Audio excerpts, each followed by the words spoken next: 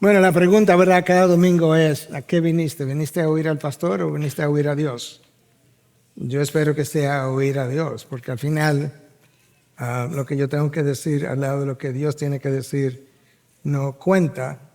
Me gusta una caricatura que tengo en mi escritorio donde hay dos niños con cara de adultos, pero son dos niñitos. Y uno con la mano en el bolsillo y con la cabeza baja le dice al otro: quiero que sepas que si la Biblia le llama pecado, tu opinión no importa. Y eso es así con cada una de las cosas que encontramos en la Biblia. Lo que encontramos en la Biblia es como es y tu opinión y la mía no importa.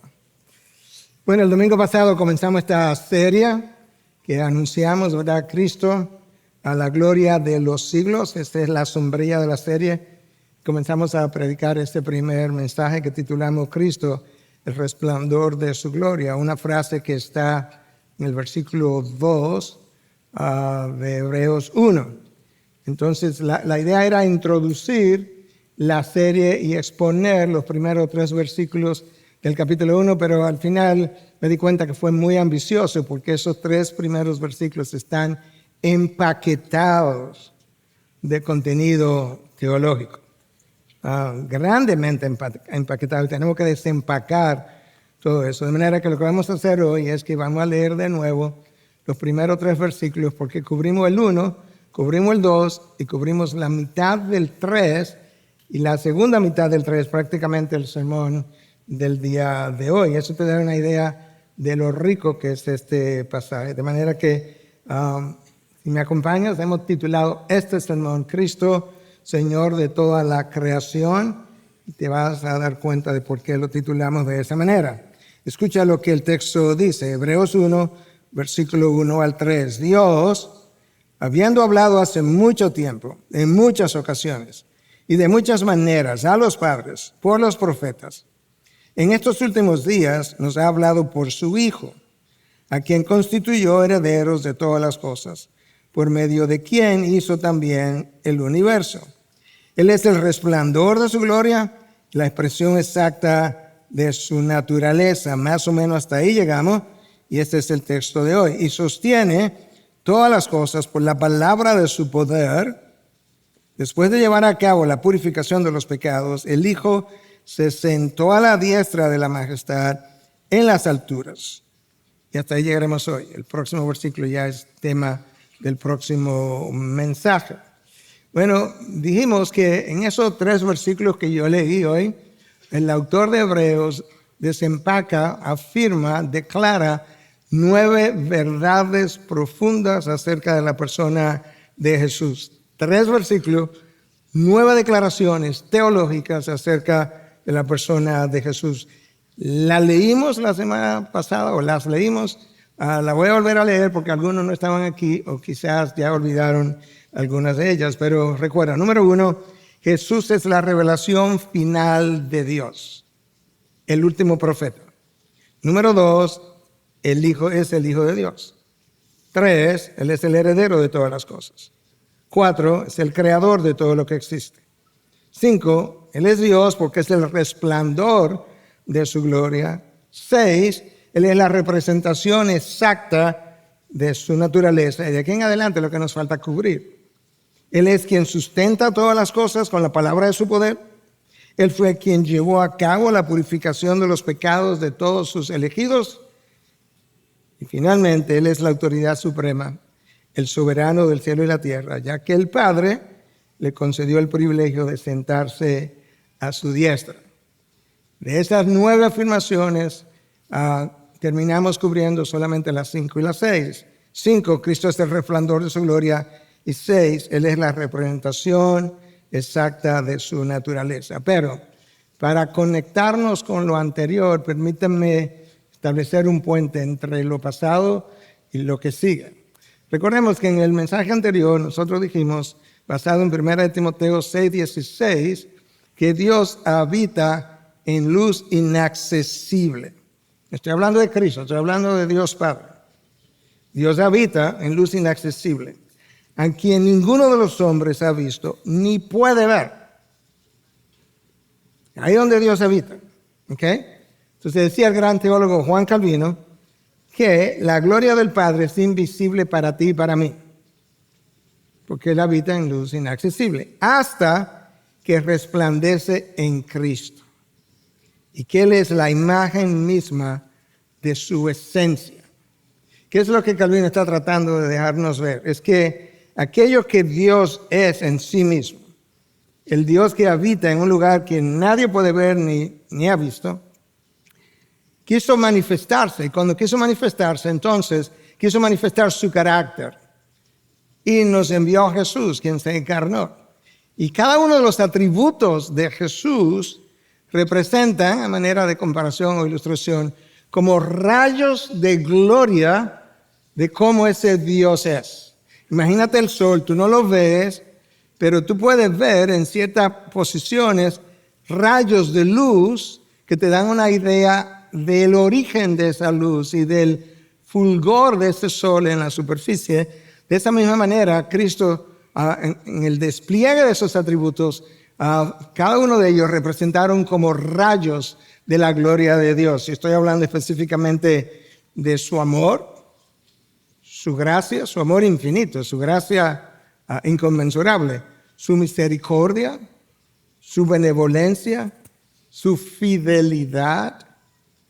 Y Dios no puede faltar a ninguna de sus promesas, su veracidad, su disposición para perdonar, su ternura al lidiar con el ser humano, que Isaías nos dice de manera profética en Isaías 42:3 que él sería incapaz de romper la caña quebrada. En otras palabras, alguien como la mujer que fue tomada en adulterio, que la gente que estaba a su alrededor estaba a punto de apedrearla, Cristo simplemente le dice, mujer, vete en paz y no peques más. Su lenguaje manso, al punto de incluso de permanecer callados en abrir su boca cuando iba camino al Calvario, que Isaías 53 nos dice que Él fue llevado como cordero al matadero, que no abrió su boca. De esa misma manera lo hizo Jesús. Cada una de esas virtudes y un número importante más representan rayos de la gloria de Dios irradiada desde a Él hacia nosotros a través de la persona de Jesús. ¿Estamos claros? Más o menos. Pero Jesús, dice el texto de la semana anterior, es la imagen exacta de la gloria de Dios. La imagen exacta. Es como un clono, por así decirlo, manera de ilustración. Lo impresionante de eso es que esa imagen de Dios que yo no puedo ver, que Jesús representa fidedignamente, cuando Dios nos hizo en Adán y Eva, nos hizo conforme a esa imagen. ¿Te imaginas? Y luego Dios le dice a Adán y Eva, crezcan, multiplíquense. En otras palabras, multipliquen mi imagen sobre la tierra. Recuerda que hay textos proféticos que nos hablan de que Dios llenará la tierra de su gloria. Inicialmente así era como iba a ser. Adán y Eva, ustedes son representaciones de mi imagen, multiplíquense, multipliquen mi imagen, espárzanla sobre la tierra y llenen la tierra de mi gloria. ¡Wow! ¡Qué responsabilidad! Pero lamentablemente, Adán y Eva estropearon la imagen de Dios. De manera que nosotros no tenemos todavía la imagen inicial, pero Cristo, cuando se encarnó, vino justamente a rescatar la imagen que se había dañado, estropeado, pisoteado. Vino a limpiar, a reformar, a volverla a la imagen original.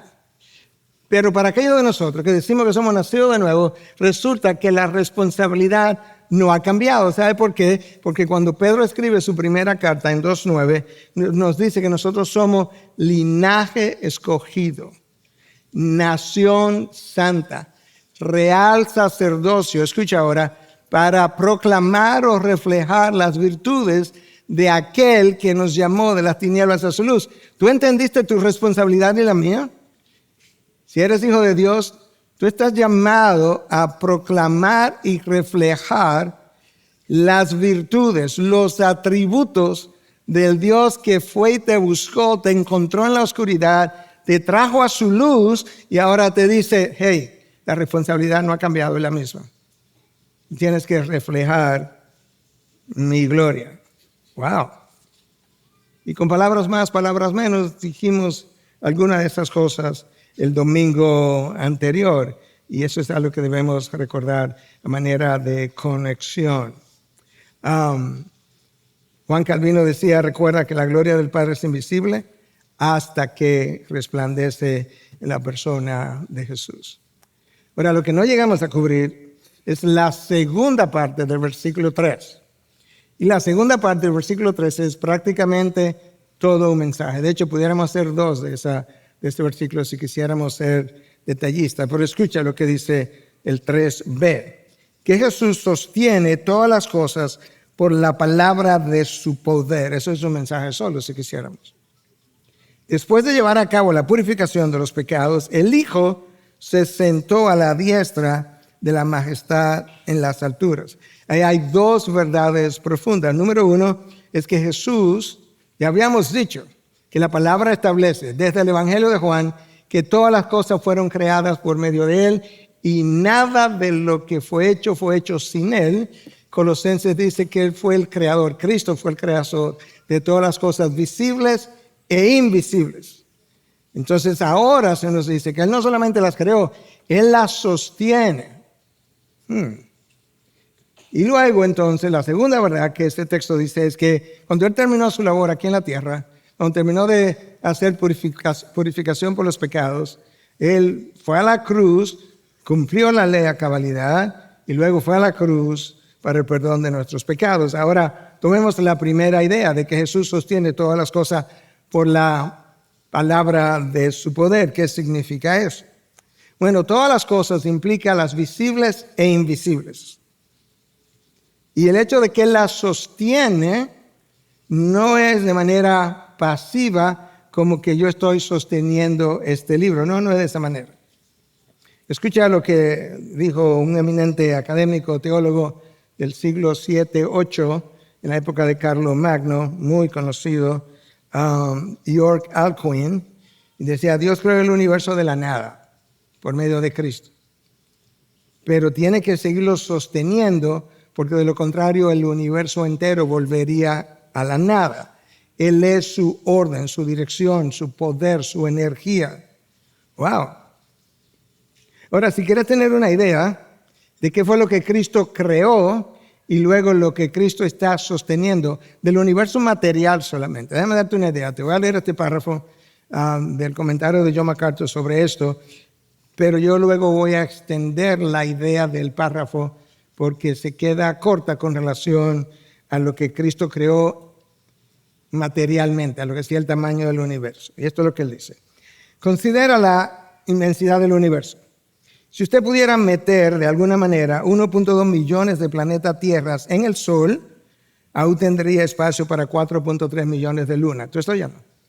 Si el tamaño del Sol nuestro es tan grande que tú puedes poner dentro del Sol 1.3 millones de planetas tierra y todavía quedaría espacio para poner 4.3 millones de lunas.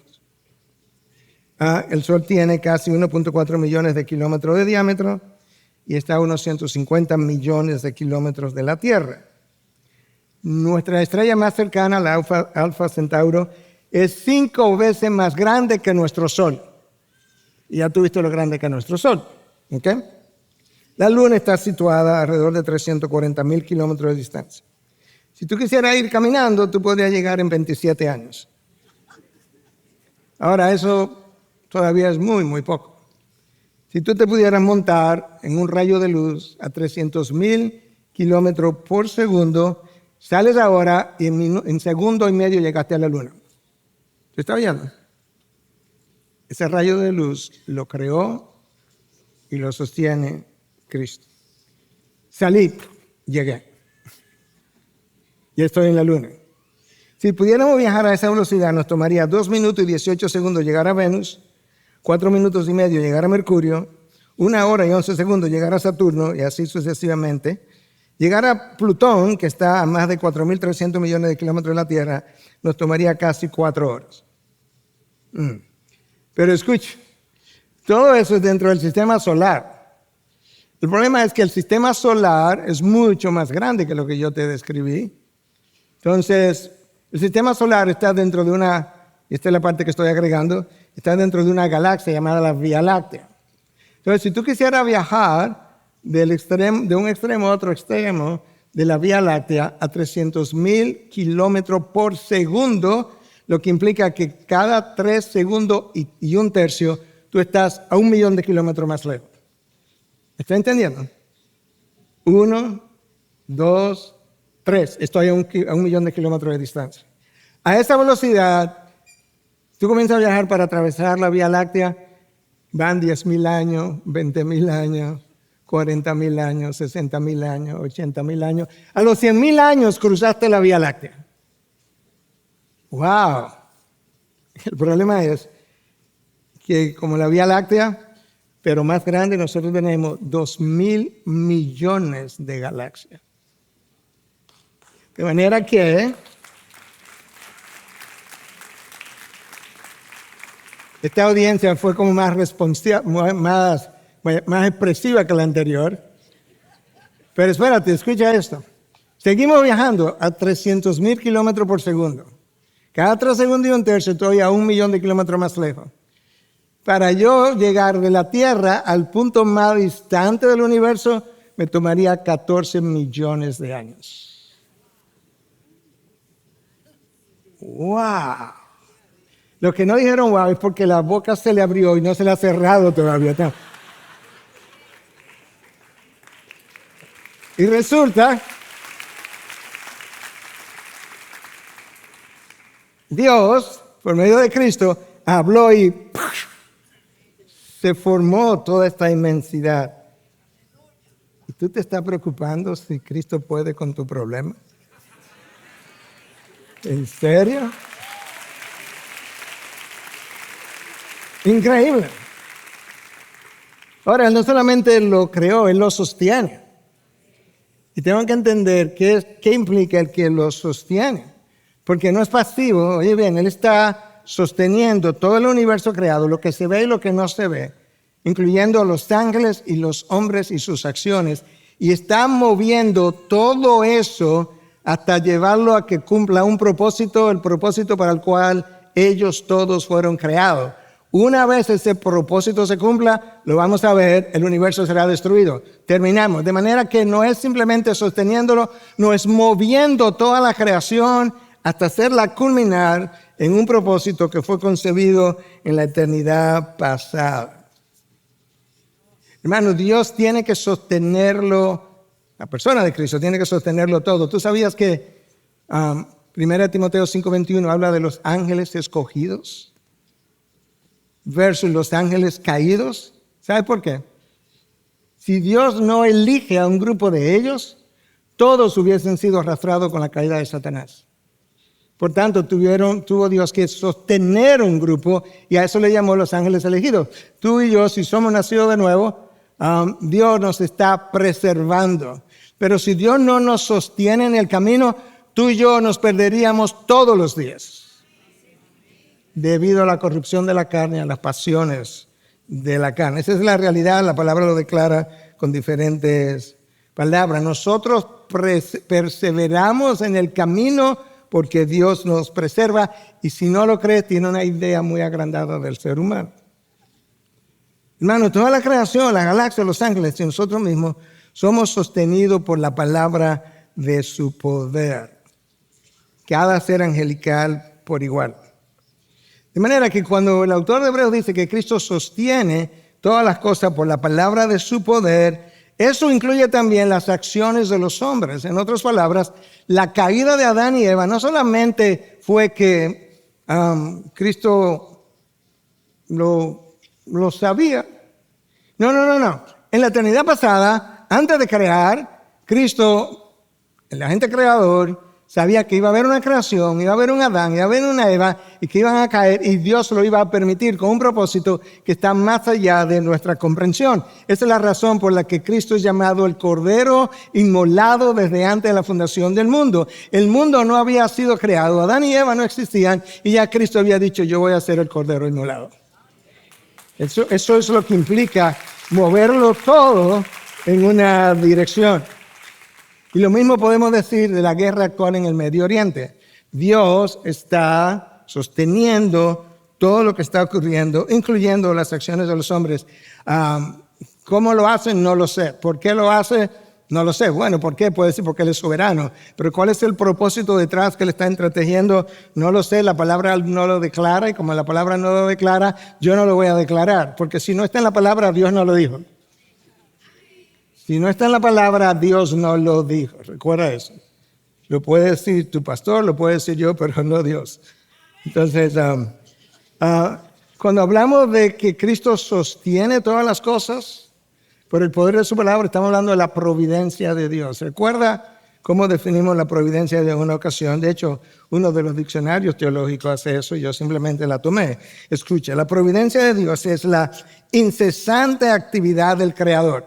Nota, el Creador no está pasivo. Él no simplemente creó, quedó pasivo. No, cuando Cristo vino, Él dice, mi Padre hasta ahora trabajo y yo también trabajo. Es la incesante actividad del Creador, mediante la cual, con gran bondad y misericordia, Él mantiene a sus criaturas, Él las mantiene en ordenada existencia. Además, guía y dirige todos los acontecimientos, circunstancias y acciones libres, tanto de los ángeles como de los hombres. Y encamina, aquí viene, todo hacia el fin propuesto para su gloria, para su propia gloria. ¡Wow! Él encamina. La historia es lineal, no es circular como hablan los filósofos, como que un ciclo de repetición sin final. No, es lineal, tiene un punto de comienzo y un punto de final. El punto de comienzo fue la creación. Desde ahí Cristo está moviendo toda la historia, todos los hombres, todas las acciones, todos los astros, todo lo que existe hacia la consumación de los tiempos. Colosenses 1:17, en la Nueva Traducción Viviente, dice que Cristo mantiene unida a toda la creación. Cuando las cosas luzcan fuera de orden, luzcan como un caos, sí, desde aquí así que se ve, pero desde arriba el caos tiene un orden que Dios está usando para llevarlo a un fin que Él se ha propuesto. Y sostener la creación y dirigirla hacia su propósito final es tan complejo como haberla creado de la nada por medio de una palabra. ¡Wow! Hermanos, el Señor no tiene dos palabras, Él tiene una palabra. De manera que cuando Él habló y las galaxias se formaron, esa es la misma palabra que cuando Cristo habló, resulta que el paralítico caminó. Con el mismo poder en acción. Cristo le dijo a un demonio que quiso incluso como adorarle, y Cristo le dijo, cállate y sal de él. Y de inmediato, ¿sabe qué pasó? ¡Pah! Salió. Nada resiste el poder de la palabra de Dios. Cristo reprendió el viento y le dijo a la tormenta, le dijo al mar enfurecido, cálmate, sosiégate. Y el viento cesó de inmediato. Sobrevino una gran calma. ¡Wow! Cristo fue a la tumba de Lázaro.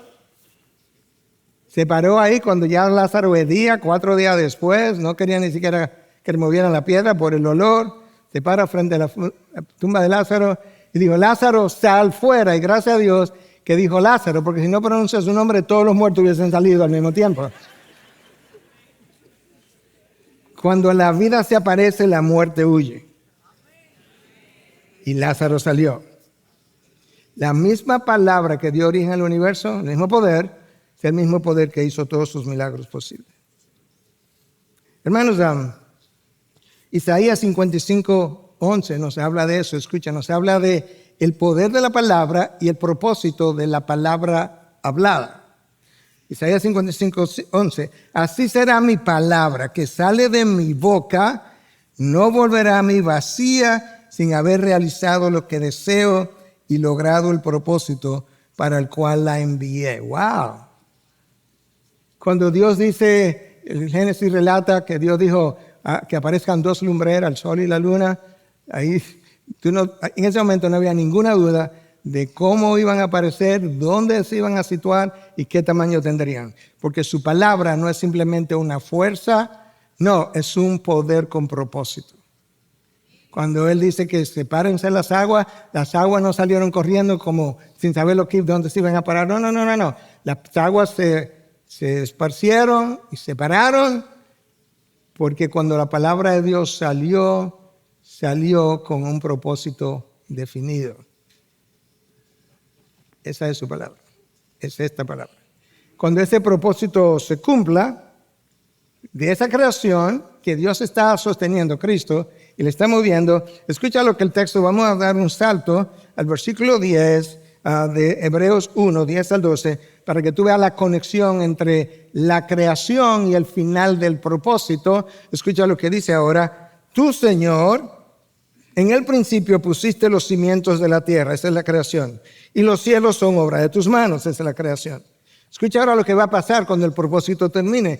Ellos perecerán, pero tú permaneces. Y todos ellos como una vestidura se envejecerán, y como un manto los enrollarás, como una vestidura serán mudadas. Pero tú eres el mismo y tus años no tendrán fin. ¿Tú oíste lo que el texto dice? Esta es la creación, la extendiste, la desplegaste. Cuando termine su propósito, tú la vas a tomar y la vas a enrollar, por así decirlo, y van a desaparecer. Él está guiando toda la creación con todos nosotros hacia ese propósito final. Y eso es exactamente lo que nosotros encontramos en 2 de Pedro 3:10. Lo encontramos un poco más tarde, pero escucha lo que dice: pero el día del Señor vendrá como ladrón, en el cual los cielos pasarán con gran estruendo, y los elementos serán destruidos con fuego intenso, y la tierra y las obras que hay en ella serán quemadas. Entonces, ¿para qué todo este despliegue de creación de millones y millones y billones de astros para destruirlos al final? Porque todo respondía a un propósito. El propósito se ha estado cumpliendo, la historia se ha estado moviendo en esa dirección. Cumplido el propósito, se terminó la razón de su existencia. Mi palabra, la palabra que sale de mi boca, no regresa a mí sin cumplir el propósito para la cual salió. Pero tú, oh Señor, permanece para siempre. Tú eres el mismo y tus años no tendrán fin. La manera como Juan lo describe en Apocalipsis en 1:8, en 4:8 es: tú eres el que es ahora, el que era antes y el que ha de venir, el Todopoderoso. Wow. The Almighty, el Todopoderoso. Ese es el nombre predilecto con el que Dios se le reveló a los patriarcas. El nombre Jehová está en el Génesis, pero Dios lo revela a Moisés de manera particular. Pero a los patriarcas Dios se le reveló mayormente con el nombre el Todopoderoso. Claro, porque Él es capaz de hacerlo todo. Entonces ahí está lo que es, en qué consiste el sostener todas las cosas por medio del poder de la palabra. Es todo lo que dijimos.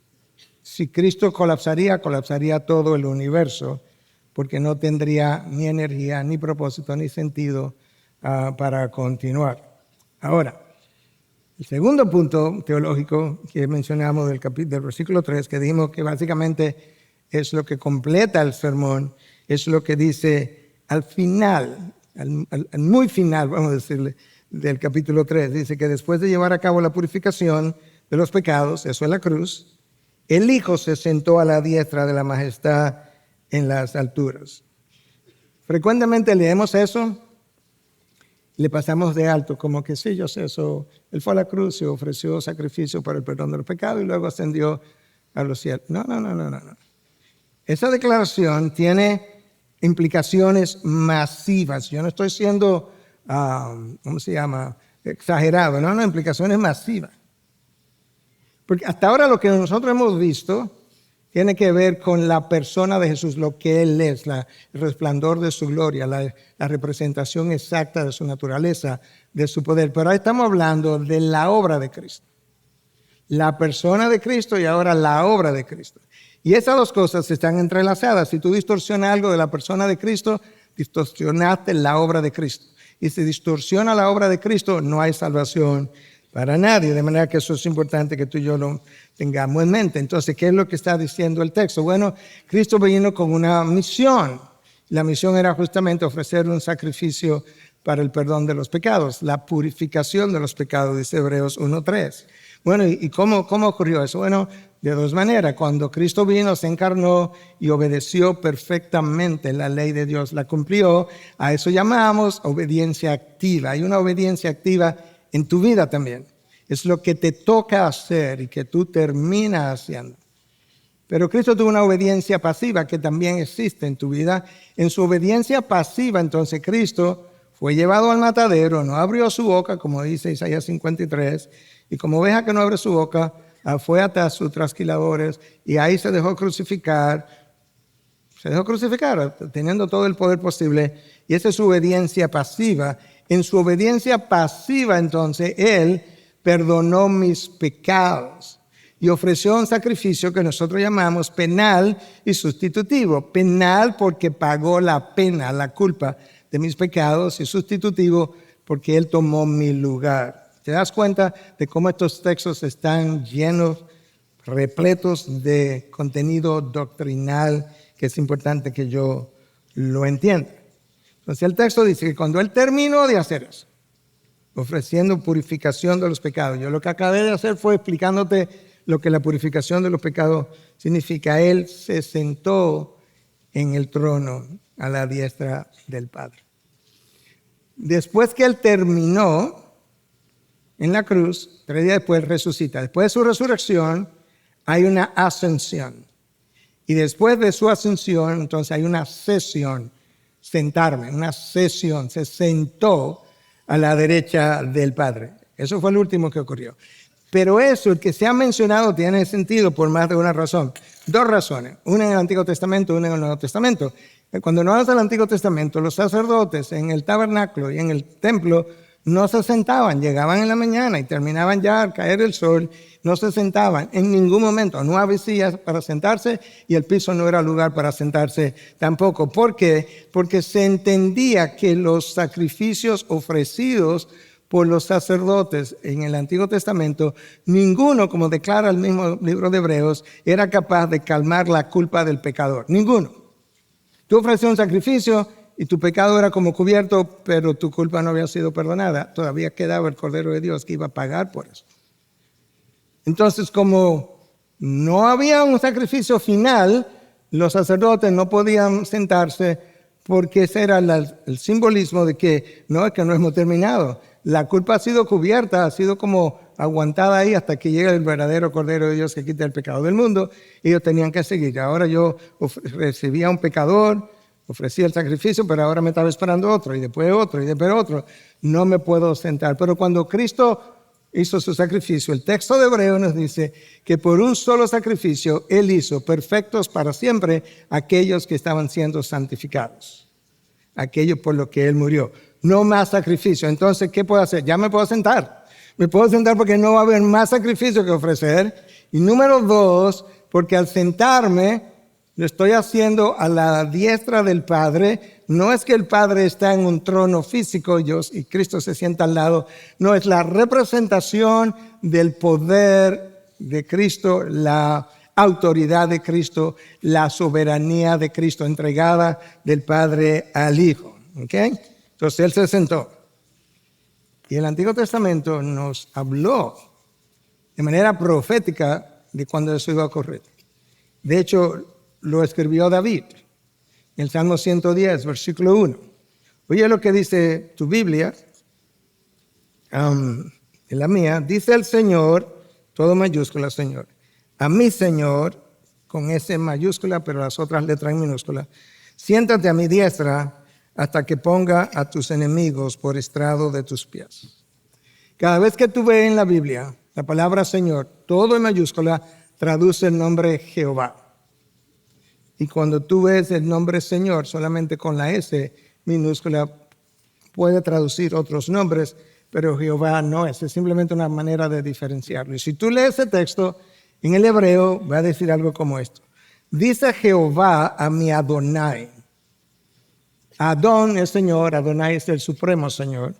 Dice Jehová a mi Adonai, siéntate a mi diestra hasta que ponga a tus enemigos por estrado de tus pies. En otras palabras, Jehová el Padre le dijo a Adonai, al Supremo Señor Jesús, siéntate a mi diestra, ya tú hiciste purificación por los pecados. Toma tú el lugar de toda autoridad. Y desde aquí tú ejerces señorío. Eso no es tan sencillo como suena o como parece. Porque el señorío que Cristo ejerce desde la diestra del Padre es acerca de toda la creación. Entonces, cuando Cristo resucitó, antes de ascender, ya él sabía para dónde iba, él iba para el trono. Anticipando su posición, él llama a los discípulos para pasarle la gran comisión. Escucha el lenguaje de la gran comisión. Acercándose a Jesús, Mateo 28, versículo 18, en adelante, les dijo, toda autoridad me ha sido dada en el cielo y en la tierra. Ok, yo voy para el trono, ya yo lo sé, toda autoridad me ha sido dada en el cielo como en la tierra. Dada esa autoridad absoluta que yo tengo y que ejerzo, vayan pues con confianza, digamos, y hagan discípulos de todas las naciones, bautizándolos en el nombre del Padre y del Hijo y del Espíritu Santo. Escucha con atención, enseñándoles a guardar u obedecer todo lo que les he mandado. ¿Escuchaste? Cuando ustedes van a ser discípulos, ustedes les van a enseñar a obedecerlo todo. ¿Y por qué todo? Porque yo soy Señor y cuando de señorío se trata, no hay señorío parcial. Señorío parcial es señorío no existente. Porque hay algo que está fuera de mi control. Entonces, la encomienda es que tú le enseñes a obedecerlo todo lo que yo les he mandado. ¿Y por qué? Porque yo tengo autoridad sobre el cielo y la tierra. Toda autoridad.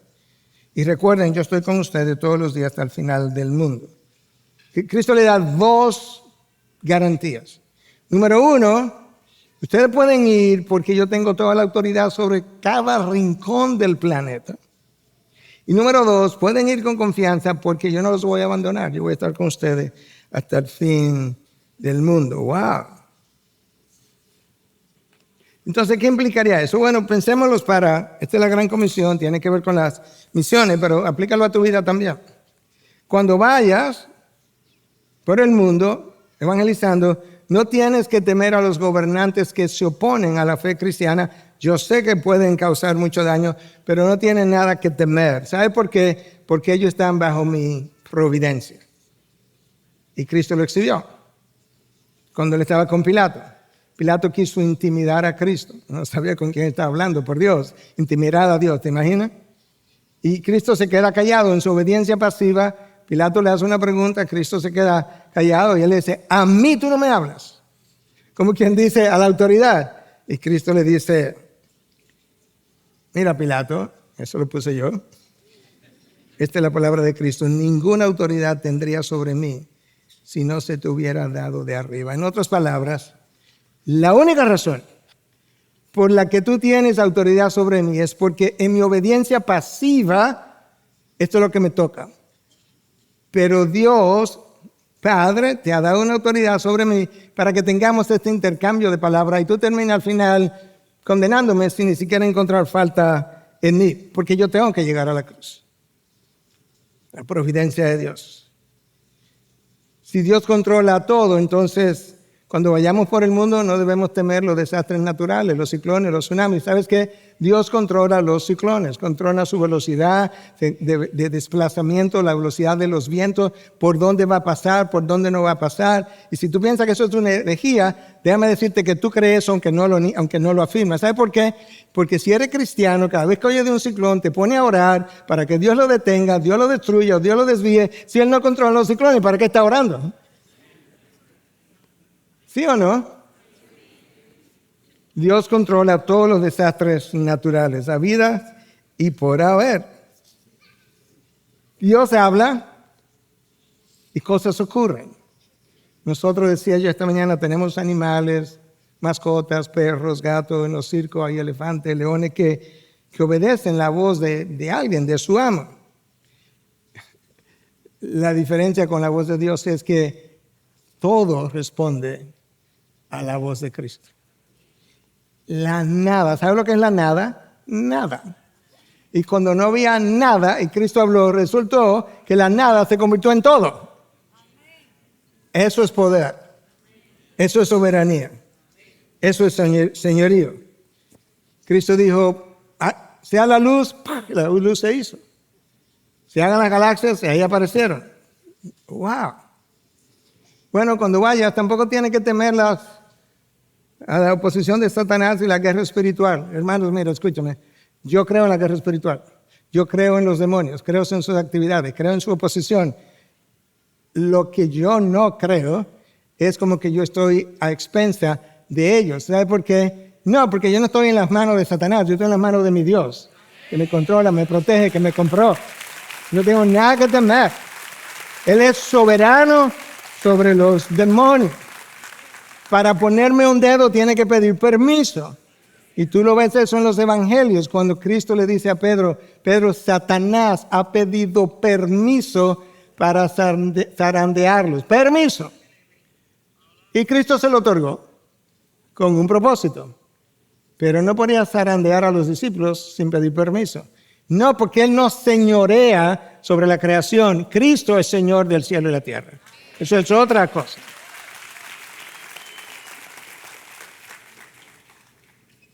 Los demonios, ¿saben lo que le pasa a los demonios cuando piensan en Cristo? Que tiemblan. Santiago 4 dice, ¿tú crees? Haces bien. Los demonios también creen y tiemblan. Pero la palabra no solamente dice eso, es que lo ilustra.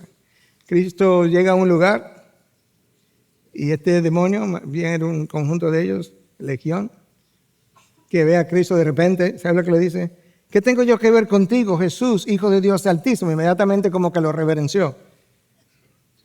Te imploro por Dios que no me atormentes. Ahí está temblando. No me atormentes. ¿Sabes lo que no quería? Porque el texto lo dice más adelante. No nos envíe al abismo, no nos envíe a las prisiones oscuras, ahí donde están los demonios atados. Mándanos a este grupo de cerdos que está aquí. Cristo le concedió eso por la razón que sea y los cerdos se fueron de cabeza hacia el mar. Si vas por el camino, porque esto en el contexto de la labor misionera, ¿verdad? Toda autoridad me ha sido dada en el cielo y en la tierra, sí, pero se aplica a mi vida también del día a día. No tengo que temer a las enfermedades ni a las dolencias. Pastor, pero no es bueno estar enfermo. No, yo no quiero estar enfermo, créeme. Tú mismo sabes que por el último año he estado con este problema de asma y sinusitis y tos. A veces no he podido predicar. Yo quisiera que se hubiese ido antes, pero ¿sabes qué? Alguien me preguntó, pastor, ¿y esto nunca va a acabar? ¿Cuándo es que va a acabar? Cuando Dios diga que se terminó. Porque las enfermedades están bajo su control. Y todo eso, yo lo menciono, pero sabes que ni vale la pena mencionarlo, porque si hay algo que a mí me ayuda, que mis pacientes me dan perspectiva. Yo tengo una paciente que ha estado interna ahora en una clínica, no voy a reservar el nombre, 3 meses y medio, y de ese tiempo 3 fue en cuidado intensivo, intubada. Yo le voy a hablar a esa paciente de que yo tengo 1 año con asma, pero tú me estás relajando. Nosotros lo que nos falta es perspectiva para saber cómo manejar la vida. Pero las enfermedades están bajo su control. Los cojos, cuando Cristo habló, caminaron, y los ciegos recobraron la vista, y los sordos comenzaron a oír, y los muertos resucitaron. ¡Wow! Cuando vaya por el camino a los misioneros, él pudiera decirle, mira, no tiene que temer a la muerte. No, para nada. De hecho, él se lo dijo. ¿Por qué? Jesús más bien le dijo, mira, no teman. En Mateo 10 aparece cuando Cristo envía 70 de 2 en 2. Y entre las cosas que le dijo, no teman a los que matan el cuerpo, pero no pueden matar el alma. Más bien teman a aquel que puede hacer perecer tanto el alma como el cuerpo en el infierno. ¡Wow! Pastor, pero ¿y si nos matan? Bueno, te voy a dar una de las citas que más me gusta, ¿verdad? De uno de los padres de la iglesia, posiblemente otra persona también lo pudo haber dicho, pero él decía, nos pueden matar, pero no nos pueden hacer daño. ¿Cómo que te puede matar? Claro que no, porque si me mata, yo voy para el cielo, yo voy para la gloria, y ahí donde la verdadera vida existe, de manera que el daño no me puede hacer. Tú me bendices y me mandas más rápido para la presencia de Dios. Eso es alguien que entiende la vida y la muerte. Pero no solamente eso, es alguien que entiende quién tiene el poder de la vida y la muerte. Hermano, muchos de nosotros, voy a decir de ustedes, porque realmente, si por mí, yo pudiera irme ahora desde el púlpito, sería maravilloso. ¿Y que dónde tú estabas? Estaba predicando cuando llegué al cielo.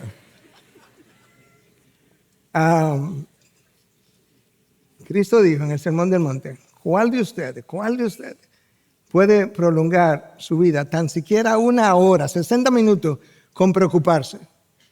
¿Tú estás oyendo? No es que no te ocupe, es que no viva preocupado por tu salud, porque no la puede prolongar ni 1 hora. Yo entro con un día y 1 hora determinada a este planeta, y yo salgo con un día y 1 hora predeterminada, y cuando yo termino, cuando mi propósito aquí termine, no tengo nada que hacer después que cumplí mi propósito. Yo fui creado con un propósito, cuando termine, nos fuimos. Tan sencillo como eso. Chill out, relájate. Dios tiene la vida en tus manos, no Satanás. Esa canción que anda por ahí, que yo te arrebato mi familia y te arrebato, pero tú me estás relajando. Satanás no tiene nada de mi vida en sus manos, la tiene Cristo Jesús, que me compró.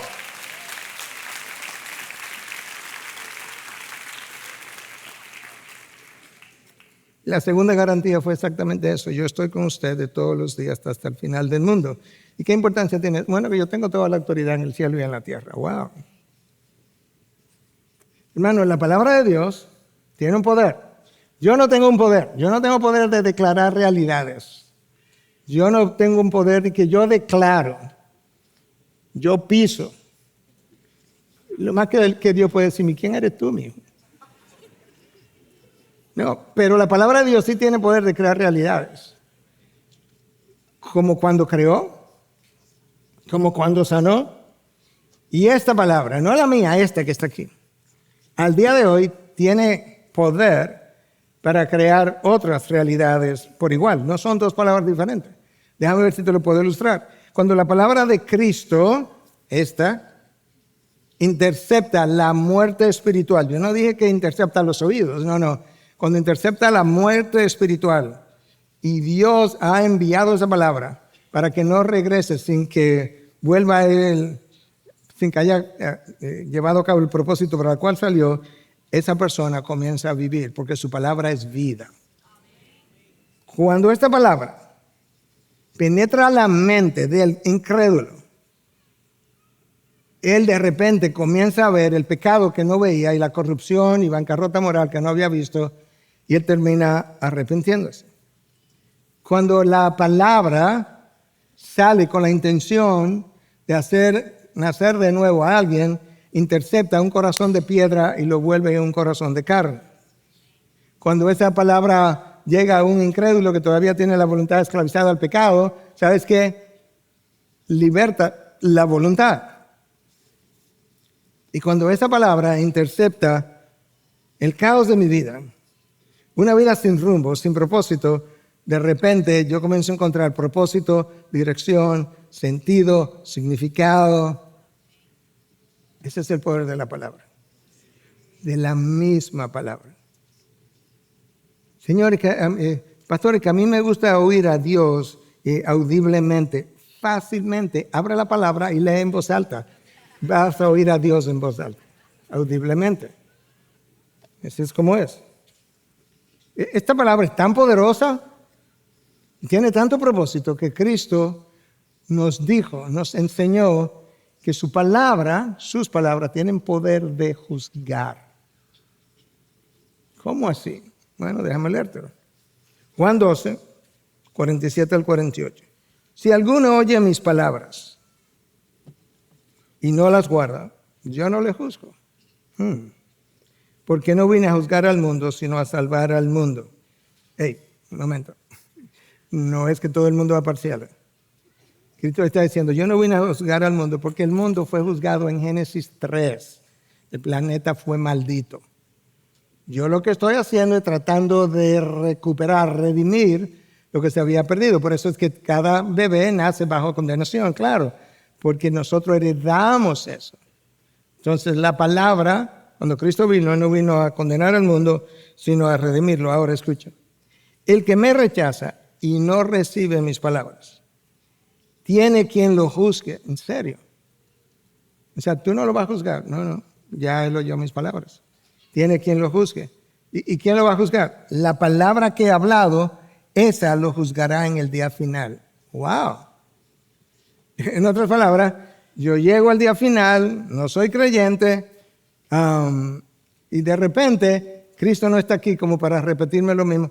Él no me va a decir que mira, tú oíste la palabra, tú no la obedeciste, tú esto, tú aquello, por tanto, estás condenado. No, él no va a volver a hablar, ya él habló. Si tú la oíste y no la obedeciste, simplemente ¿sabes lo que va a hacer? Te van a traer a la memoria lo que tú oíste y lo que recuerde te condena.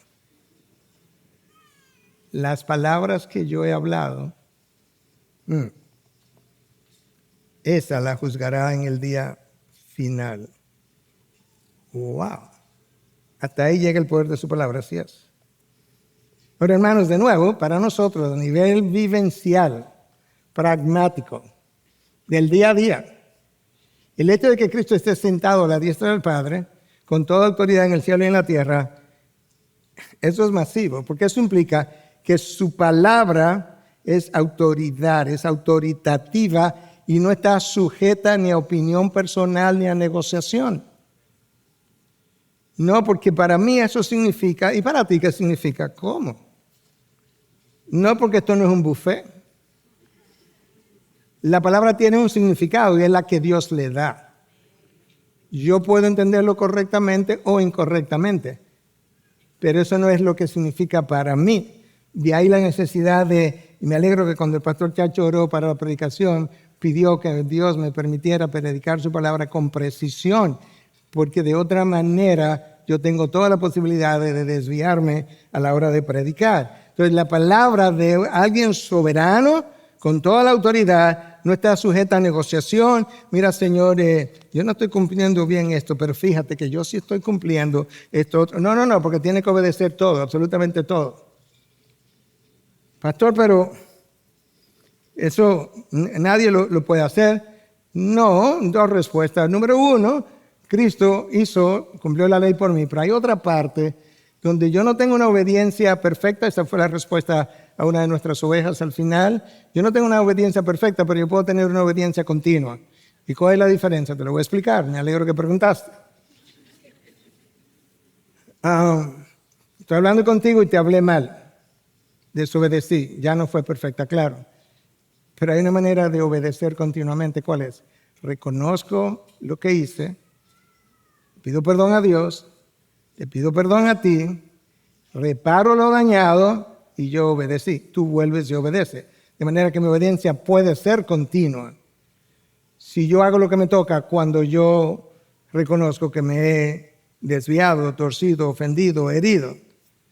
Pero el hecho de que Cristo tenga toda autoridad en el cielo y en la tierra y que Él fue el que fue a la cruz para abrirnos el camino al Padre como soberano Señor, tiene implicaciones masivas, porque eso implica, escucha, número uno, no hay otro sacrificio que te pueda limpiar de pecado. No lo hay.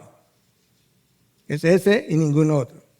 Él dijo ser el camino, la verdad y la vida. Bueno, no hay otro camino de acceso al Padre. No hay otra verdad que te pueda libertar. Conoceréis la verdad y la verdad os hará libre. No hay otra esperanza de vida, es Él.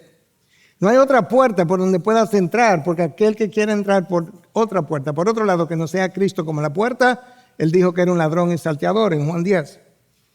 No hay otro Dios además de Él. Alá no es Dios, Confucio no es Dios, Buda no es Dios, Brahma no es Dios.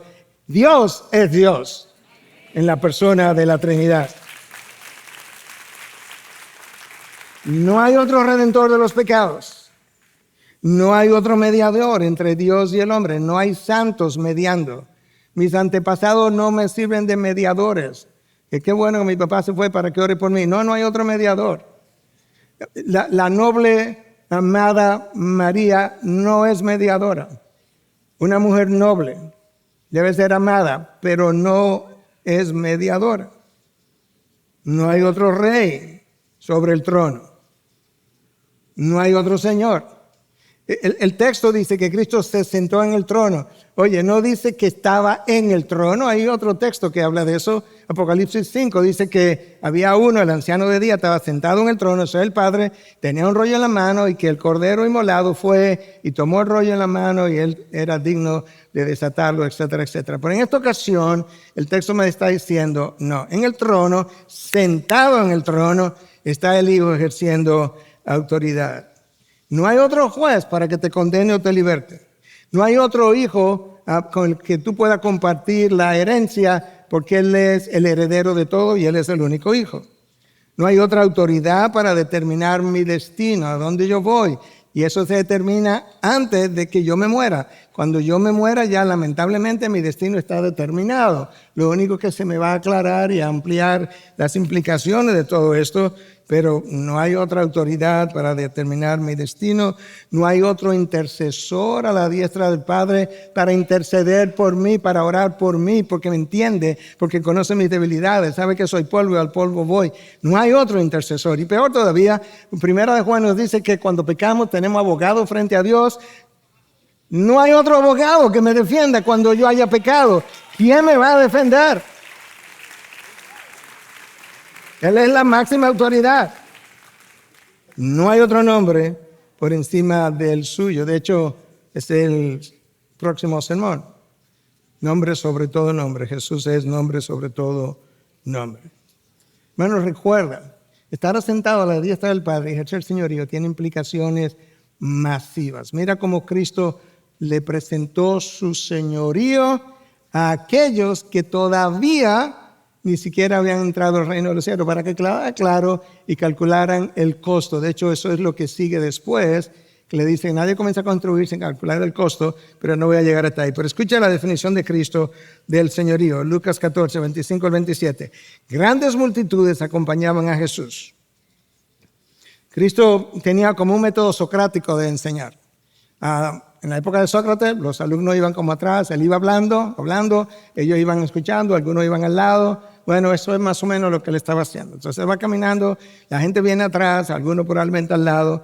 Él como que se percata que aquí hay demasiada gente y no estoy seguro que entienden de qué se trata esto que yo estoy hablando. Y entonces dice Lucas, y él se volteó a las multitudes, ¿ok?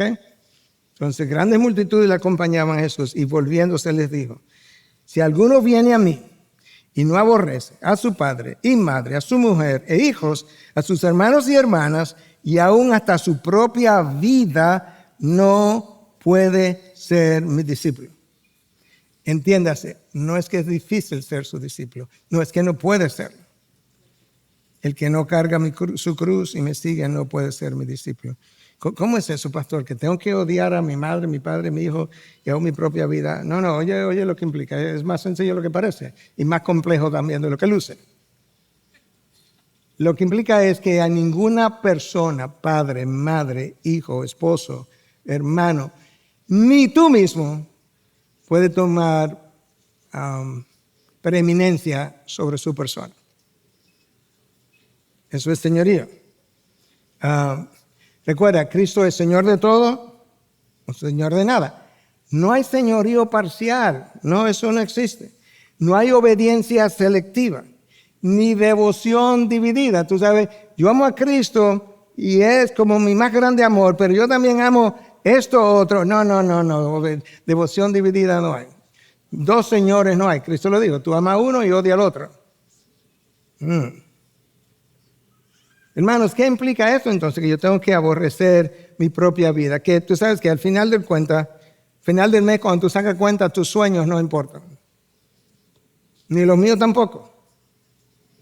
Ni tu voluntad. Ni lo que tú deseas hacer. Claro que no. No, porque yo tengo un amo y Señor. Lo que importa son sus sueños, sus propósitos. ¿Sabe por qué? Porque Él me creó con libertad, pero no autonomía. Y cuando Él me creó, Él tenía un propósito en la mente cuando me creó. Y eso es lo único que importa, que yo viva su propósito en mi vida. Hay una sola cosa que cuenta y es el Señor. Si el Señor de mi vida aprueba mis palabras, mis pensamientos y mis acciones. Si Él no la aprueba, yo estoy frito. porque sufriré la consecuencia. Hay una sola cosa que cuenta, es si yo reflejo su gloria o empaño su gloria. Recuerda que Adán y Eva fueron creados imagen y semejanza para que reflejaran la imagen de Dios y la multiplicaran. Estropearon eso, pero ahora que yo nazco de nuevo, Cristo me vuelve a decir, bueno, tú eres nación santa, linaje escogido, real sacerdote, para que proclames y refleje mis virtudes. Cuando yo no ando en obediencia, estoy empañando su gloria. Cuando ando en obediencia, estoy reflejando su gloria. Una sola cosa que cuenta, si estoy edificando mi vida sobre la roca o sobre la arena. Porque cuando la estoy fabricando sobre la arena, cuando llegue la tormenta del día final, se va a derrumbar. En aquel día, hermanos, lo único que va a importar no es lo que yo dije y prediqué. No, es si lo que yo dije y prediqué, yo lo viví. Eso es lo único que va a importar, porque eso habla de lo genuino de mi vida. Si lo que yo confieso con mi boca, yo lo vivo con mi vida. Eso es lo único que va a aportar. Y yo me decía a mí mismo esta semana, a mí me encanta leer, me encanta estudiar, me encanta encontrar un libro nuevo, un comentario nuevo, lo que tú quieras. Y mientras más viejo, mejor, porque eran gente como mucho más centrada todavía en Dios. Pero ¿sabes qué? Al final, mi erudición o la tuya no es lo que va a importar. No es erudición, es sumisión a su voluntad. Eso es lo único que va a contar al final del camino. Y eso es señorío. Eso es responder al Señor de señores y Rey de reyes. Hermano, tu sumisión a la voluntad de Dios es tu mejor adoración. No es lo alto de tus brazos. A veces tú me ves ahí adorando con mis brazos abiertos así horizontalmente. Eso no es lo más importante. Yo puedo hacer eso por fuera y estar en rebeldía por dentro. Mi mejor adoración es mi vida en consonancia con su voluntad. La creación entera fue creada justamente para adorar a Dios, para glorificar a Dios. Y si la creación inanimada lo hace, yo que tengo la imagen de Dios ahora y el Espíritu Santo en mí, se supone que yo debo hacerlo de mejor manera. Y la mejor manera de glorificar a Dios es viviendo en consonancia con su voluntad. Y para eso yo requiero sumisión. Y para la sumisión yo requiero morir a mí mismo, aborrecer mi vida. Pastor, pero eso no es fácil. Bueno, no dije que es fácil, pero ¿sabes qué? Tampoco es tan complejo. Porque yo no tengo por Dios a un tirano. Yo tengo por Dios a alguien que me dice, yo sé lo que tú no puedes hacer. Tu problema no es que no lo puedes hacer. Tu problema es que no viene a hablar con la persona que lo puede hacer en ti. Ese es tu problema, tu autosuficiencia. Porque si tú vienes y me dices, Señor, yo quiero esto de corazón, yo lo quiero, hazlo en mí. Al precio que sea, yo te garantizo que yo lo voy a hacer, porque yo sé que tú no puedes. Tu problema es que no vienes. Y cuando vienes, lo quieres, pero luego la parte que te toca a ti no lo haces. Ese es el problema. Y eso no es sumisión. Entonces tú puedes ver que Dios nos diseñó con un propósito. Para ese propósito yo tengo que vivir. Cuando David cumplió su propósito en la vida, David durmió. ¿Cuándo? Cuando terminó su propósito, no antes ni después. Y esa es la creación. El sol sale todos los días para glorificar a Dios con su luz. Y los peces viven en las aguas glorificando a Dios con su vida libre y viendo estos monstruos marinos como una ballena de miles de libras, 30,000 libras de peso, saltando como si fueran pececitos. ¡Wow! Las aves vuelan, contentas, cantan. Yo oigo las cotorras que pasan por arriba de mi casa todos los días cuando se van a acostar en el Parque Mirador del Sur. ¡Wow! Ellas cantan de alegría, glorificando a su Creador y sustentador. La única criatura que se opone a los propósitos de Dios es la que fue hecha a la imagen de Dios. ¡Wow! Padre, esa es la mala noticia, pero la buena noticia es que Cristo vino justamente a hacer cada una de esas cosas que yo no puedo hacer.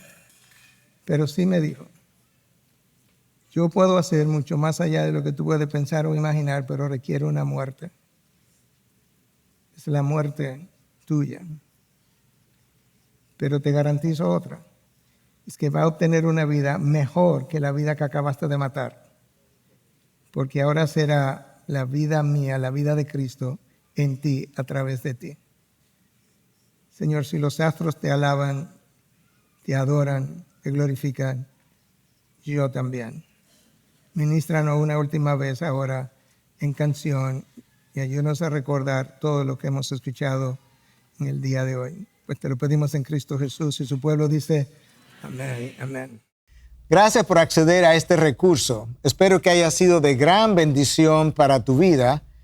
Te sugiero que te suscribas a este canal de forma que tú puedas recibir notificación la próxima vez que hayamos subido un nuevo recurso que pueda servirte de instrucción y bendición.